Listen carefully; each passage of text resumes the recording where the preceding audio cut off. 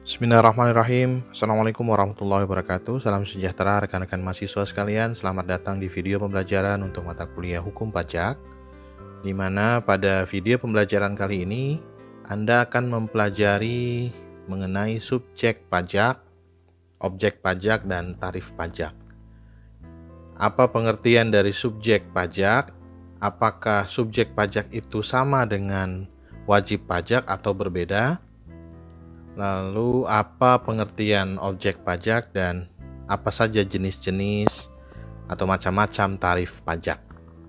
Rekan-rekan mahasiswa sekalian, merujuk pada pasal 1 angka 1 Undang-Undang Nomor 6 Tahun 1983 tentang ketentuan umum dan tata cara perpajakan, sebagaimana yang telah beberapa kali diubah terakhir dengan Undang-Undang Nomor 16 Tahun 2009, disebutkan bahwa pajak adalah kontribusi wajib kepada negara yang terutang oleh pribadi atau badan yang bersifat memaksa dan berdasarkan undang-undang dengan tidak mendapatkan imbalan secara langsung dan digunakan untuk keperluan negara bagi sebesar-besarnya kemakmuran rakyat. Dari definisi tersebut, kita bisa melihat ada dua subjek pajak, yakni orang pribadi dan badan. Pertanyaannya, apa pengertian dari subjek pajak itu? Subjek pajak adalah orang pribadi dan badan, orang pribadi dan badan yang menurut undang-undang perpajakan dinyatakan sebagai subjek hukum yang dapat dikenakan pajak. Nah, di sini kata kuncinya adalah yang perlu Anda garis bawahi adalah yang dapat dikenakan pajak. Artinya dia sifatnya potensial, yang dapat dikenakan pajak atau yang dapat dipungut pajak darinya. Itu adalah pengertian subjek pajak. Jadi subjek pajak adalah orang pribadi atau badan yang menurut undang-undang perpajakan dinyatakan sebagai subjek hukum yang dapat dikenakan atau yang dapat dipungut pajak darinya. Rekan-rekan mahasiswa sekalian, di dalam undang-undang perpajakan juga dikenal istilah wajib pajak. Ada istilah wajib pajak. Apakah sama subjek pajak dan wajib pajak itu? Di sini bisa saya jelaskan bahwa subjek pajak dan wajib pajak itu memiliki pengertian yang berbeda. Simpelnya bahwa tidak semua subjek pajak itu menjadi wajib pajak. Jadi semua wajib pajak itu pasti adalah subjek pajak. Tetapi tidak semua subjek pajak itu menjadi wajib pajak. Apa sih yang dimaksud dengan wajib pajak? Wajib pajak adalah subjek pajak yang sudah memenuhi syarat-syarat objektif sehingga kepadanya diwajibkan membayar pajak. Jadi kalau subjek pajak tadi adalah setiap orang atau badan yang menurut ketentuan undang-undang perpajakan itu dapat dikenakan pungutan pajak, dapat dikenai pungutan pajak. Artinya masih bersifat potensial, bisa iya, bisa tidak, bisa dipungut pajak darinya atau bisa juga tidak. Tetapi ketika seseorang atau badan atau dalam hal ini adalah subjek pajak itu sudah memenuhi persyaratan objektif, memenuhi syarat-syarat objektif untuk dapat dipungut pajak darinya, maka subjek pajak itu bisa dikatakan sebagai wajib pajak. Jadi subjek pajak dan wajib pajak itu berbeda pengertian. Rekan-rekan mahasiswa sekalian,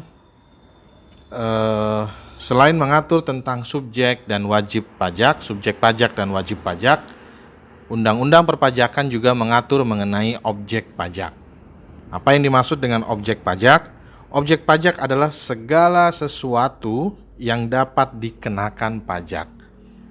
Segala sesuatu yang dapat dikenakan pajak. Menurut Prof. Rohmat Sumitro, bahwa yang dapat dijadikan objek pajak itu banyak sekali macamnya. Segala sesuatu yang ada di dalam masyarakat dapat dijadikan sasaran atau objek pajak. Baik bisa berupa keadaan, perbuatan maupun dalam peristiwa tertentu. Jadi segala sesuatu yang ada di dalam masyarakat itu dapat dijadikan sasaran atau objek pajak. Bisa berupa keadaan, misalnya adalah kekayaan seseorang pada suatu saat tertentu, ya, ketika dia memiliki kendaraan atau dia memiliki tanah, ya, keadaan seseorang memiliki rumah, maka itu bisa dijadikan sasaran pajak, bisa dijadikan objek pajak. Lalu yang kedua bisa juga berupa perbuatan. Misalnya melakukan penyerahan barang karena jual beli atau perjanjian dan lain sebagainya. Misalnya saya membeli barang, ya. Saya membeli barang itu kan sebuah perbuatan. Nah, atas perbuatan membeli barang itu maka bisa dikenakan pajak, bisa ditarik pajak. Bisa juga berupa peristiwa, misalnya keuntungan yang diperoleh secara mendadak, anugerah yang diperoleh karena sesuatu yang secara tidak terduga, ya. Pokoknya segala sesuatu yang terjadi di luar kehendak manusia, ya, itu bisa dijadikan sebagai sasaran pajak. Rekan-rekan mahasiswa sekalian, objek pajak itu dapat dikelompokkan menjadi 3 kelompok. Yang pertama adalah objek pajak berupa kekayaan, harta yang dimiliki seseorang, ya, baik harta berwujud, tidak berwujud, harta bergerak maupun tidak bergerak, dengan ukuran harta tersebut memiliki nilai sosial dan nilai ekonomis. Apa yang dimaksud dengan nilai sosial? Apa yang dimaksud dengan nilai sosial? Bahwa kekayaan itu memiliki nilai dalam kehidupan masyarakat. Sedangkan nilai ekonomis itu, kekayaan itu bisa dinilai dengan uang. Jadi harta atau kekayaan yang dapat dikenakan atau dijadikan objek pajak adalah harta atau kekayaan yang memiliki nilai sosial dan nilai ekonomis. Contoh dalam hal ini adalah objek pajak bumi dan bangunan. Tentu bumi dan bangunan itu adalah bumi dan bangunan yang memiliki nilai sosial dan yang memiliki nilai ekonomis. Karena ada bumi atau tanah, ya, dalam hal ini, atau bangunan yang hanya memiliki nilai sosial tetapi tidak memiliki nilai ekonomis, ya. Contoh misalnya masjid, ya, masjid itu adalah bangunan yang berdiri di atas tanah, yang mana tanah dan bangunan itu adalah tanah dan bangunan yang memiliki nilai sosial tetapi tidak memiliki nilai ekonomis, sehingga tidak dipungut pajak dari tanah dan bangunan masjid. Lalu objek pajak bisa berupa penghasilan, ya, dalam hal ini tentu contohnya adalah pajak penghasilan. Lalu yang ketiga adalah objek pajaknya bisa berupa kegiatan dalam lalu lintas hukum, ya, sebuah perbuatan hukum, jual beli, ya, perjanjian, sewa menyewa misalnya. Dari situ itu merupakan kegiatan dalam lalu lintas hukum atau perbuatan hukum. Ya, contohnya adalah pajak pertambahan nilai, di mana ketika seseorang membeli barang kena pajak, maka atas perbuatan pembelian barang kena pajak itu dipungut PPN, ya, pajak pertambahan nilai. Ada orang melakukan sebuah perjanjian, di dalam surat perjanjian itu membutuhkan bea materai. Maka orang yang mengadakan perjanjian mengeluarkan dana untuk membeli bea materai. Begitu juga orang yang jual beli tanah misalnya. Dia mendapatkan hak atas tanah yang dia beli, maka orang itu wajib membayar bea perolehan hak atas tanah dan bangunan. Jadi itu yang dimaksud dengan subjek pajak, wajib pajak, dan objek pajak. Saya berharap sampai di sini Anda bisa memahami dengan baik apa yang dimaksud dengan subjek pajak, apa yang dimaksud dengan wajib pajak, apa perbedaan subjek pajak dengan wajib pajak, lalu apa yang dimaksud dengan objek pajak. Objek pajak itu bisa berupa apa saja. Saya berharap Anda semua bisa memahami itu semua tadi. Lalu yang selanjutnya, rekan-rekan mahasiswa sekalian, Yang akan kita bahas adalah mengenai tarif pajak. Seperti pada pembahasan video pembelajaran sebelumnya bahwa salah satu justifikasi negara dalam memungut pajak adalah untuk membiayai pengeluaran-pengeluaran negara dalam menjalankan tugas dan fungsi pemerintahan.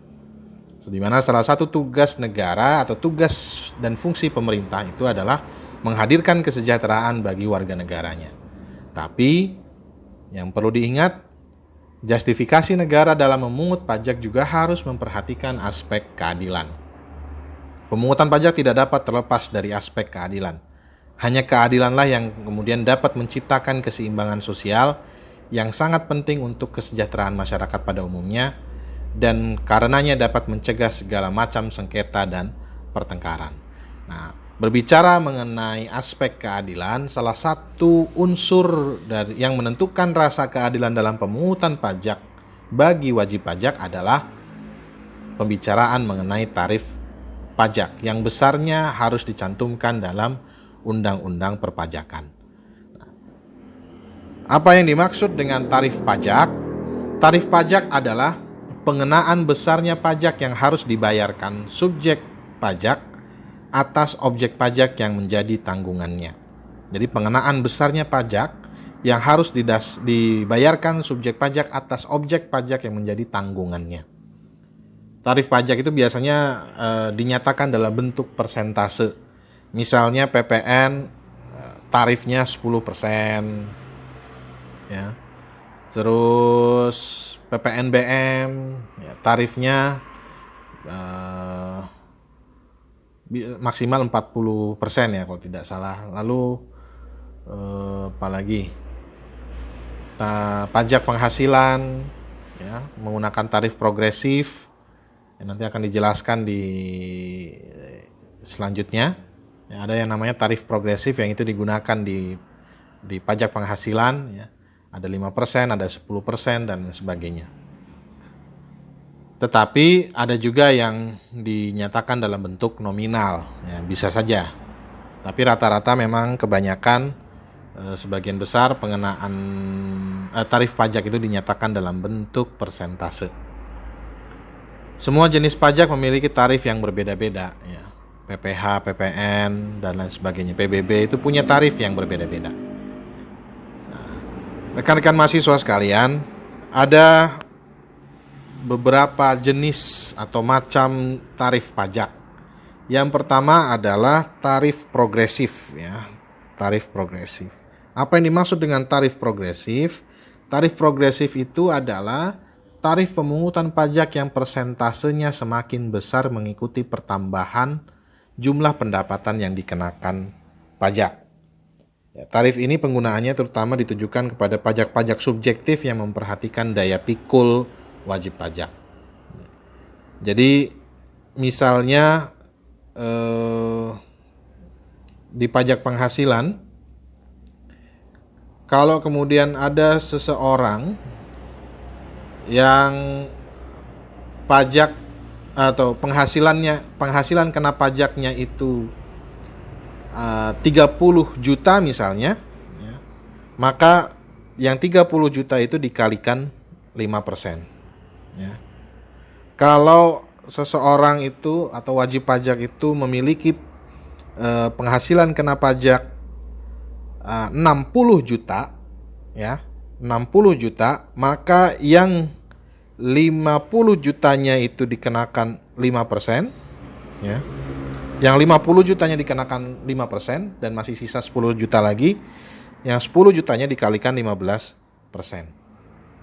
Itu maksudnya progresif. Contoh lain misalnya ada orang wajib pajak penghasilannya 150 juta. Penghasilan kena pajaknya itu 150 juta misalnya. Maka yang 50 jutanya itu dikali 5%, ya. Dan yang kan 150 sudah dikurangi 50 juta berarti tinggal 100. Nah, yang 100 jutanya itu dikali 15%. Itu yang namanya tarif progresif. Lalu yang kedua tarif degresif. kebalikannya, menurun. Tarif ini kebalikan dari tarif progresif yang meningkat. Tarif degresif ini tarif pemungutan pajak dengan persentase yang semakin kecil dengan semakin besarnya jumlah penghasilan yang dikenakan pajak. Jadi semakin besar jumlah penghasilan yang dikenakan pajak, persentasenya semakin kecil. Tapi perlu diingat bahwa tarif ini tidak pernah digunakan dalam praktik perundang-undangan perpajakan. Jadi hanya sekedar teori saja. Lalu yang ketiga adalah tarif proporsional. Tarif pemungutan pajak yang menggunakan persentase tetap. Ya, jadi proporsional itu kata kuncinya adalah di persentase yang tetap. Tarif pemungutan pajak yang menggunakan persentase tetap tanpa memperhatikan jumlah yang dijadikan dasar pengenaan pajak. Jadi dasar pengenaannya pajak nilainya setinggi apapun, maka persentasenya tetap. Ya, dikalikan dengan persentase yang tetap. Ini berarti bahwa pajak yang harus dibayar akan mengikuti jumlah yang dikenakannya. Atau dengan kata lain, semakin besar jumlah yang dipakai sebagai dasar penghitungan pajak, semakin besar juga jumlah pajak yang terutang, tetapi dengan persentase yang tetap. Contoh dalam hal ini misalnya adalah materai ya, bea materai, PPN. Contoh misalnya adalah PPN, pajak pertambahan nilai.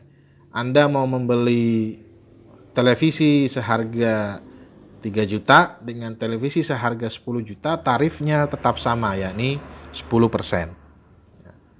Tetapi tentu akan berpengaruh dengan besar jumlah pajak yang terutang, karena 10% dikali dengan nilai yang berbeda gitu. Tapi persentasenya, ya, tarifnya berupa persentase yang tetap. Sedangkan tarif tetap itu adalah nominalnya yang tetap, bukan persentasenya. Jadi tarifnya dinyatakan dinyatakan dalam bentuk nominal, bukan dinyatakan dalam bentuk persentase. Contohnya adalah bea materai. Anda mau perjanjian terkait jual beli tanah atau rumah semahal apapun, bea materainya ya segitu-segitu saja. Ya.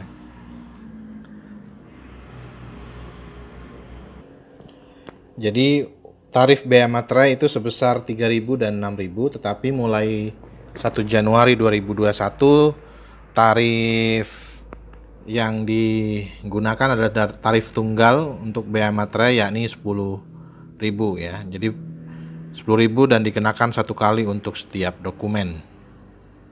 Jadi kalau dulu 3.000 dan 6.000, sedangkan sejak Januari 2021 itu tarif bea materainya tetap ya, dan tunggal hanya satu, yakni 10.000. Jadi perjanjian apapun yang dibuat, senilai apapun perjanjian itu, tetap tarifnya adalah bea materainya adalah 10.000. Itu yang dimaksud dengan tarif tetap. Jadi kalau tarif proporsional itu yang tetap adalah persentasenya, tarif persentasenya tetap. Sedangkan kalau tarif tetap itu nominalnya yang tetap. Rekan-rekan mahasiswa sekalian, selanjutnya adalah tarif ad valorem. Ya, suatu tarif dengan persentase tertentu yang dikenakan atau ditetapkan pada harga atau nilai suatu barang. Jadi suatu tarif dengan persentase tertentu yang dikenakan atau ditetapkan pada harga atau nilai suatu barang. Misal PT Permata mengimpor barang jenis A sebanyak 500 unit dengan harga per unit 100.000. Jika tarif bea masuk atas impor barang itu sebesar 20%, maka besarnya bea masuk yang harus dibayar adalah, kita cari dulu nilai barang impornya, yakni dengan cara mengalihkan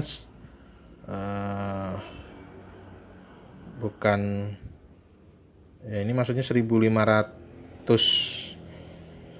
unit ya, 1.500 unit dikali 100.000 ya. Ini bukan 500 tapi 1.500 nih. Ini bukan 500 tetapi 1.500. 1.500 dikali 100 unit itu adalah nilai barang impornya. Sedangkan tarif bea masuknya adalah 20%. 20% dikali dengan 150 juta. Sama dengan adalah 30 juta. Jadi ini adalah tarif ad valorem. Suatu tarif dengan persentase tertentu yang dikenakan atau ditetapkan pada harga atau nilai suatu barang. Lalu yang selanjutnya adalah tarif spesifik. Tarif dengan suatu jumlah tertentu. Kalau tadi ad valorem itu persentase tertentu. Ini tarif dengan suatu jumlah tertentu atas suatu jenis barang tertentu atau satuan jenis barang tertentu. Misalnya PT ABC mengimpor barang jenis B sebanyak 5 ton dengan harga 5 juta per ton. Jika tarif bea masuk atas impor barang 500.000 per tonnya, jadi tarifnya tarif dengan suatu jumlah tertentu ya, 500.000 atas suatu jenis barang atau atas suatu satuan jenis barang tertentu. Jadi 500.000 per tonnya itu per tonnya tarif bea masuknya adalah 500.000. Maka besarnya bea masuk yang harus dibayar adalah tinggal 5 ton dikali 500.000. Jadi tarif per tonnya itu adalah 500. Persatuan jenis barang ya, persatuan jenis barang itu tarifnya dengan suatu jumlah tertentu, itu adalah tarif spesifik. Kira-kira begitu yang bisa saya jelaskan pada video pembelajaran kali ini. Semoga penjelasan yang singkat ini bisa mewakili rasa atau menjawab rasa ingin tahu Anda terkait dengan apa yang dimaksud dengan subjek pajak, apa yang dimaksud dengan wajib pajak, apa yang dimaksud dengan objek pajak, dan apa saja macam-macam tarif pajak. Nah, untuk pembelajaran yang lebih komprehensif lagi, saya berharap Anda mencoba mencari terkait dengan subjek dan objek pajak. Anda coba mencari subjek dan objek pajak penghasilan. Anda coba cari subjek dan objek pajak PPN, Anda coba cari subjek dan pajak PBB, dan juga begitu juga dengan subjek dan objek pajak BPHTB. Agar Anda lebih mengetahui lebih jauh ya, tentang siapa saja subjek-subjek yang bisa ditarik pajak penghasilan. Ya, apa saja objek-objeknya. Lalu atas PPN, siapa saja yang bisa ditarik PPN, dan atas objek apa PPN itu dipungut. Kira-kira begitu yang bisa saya sampaikan. Akhir kata, billahi taufik wal hidayah. Assalamualaikum warahmatullahi wabarakatuh.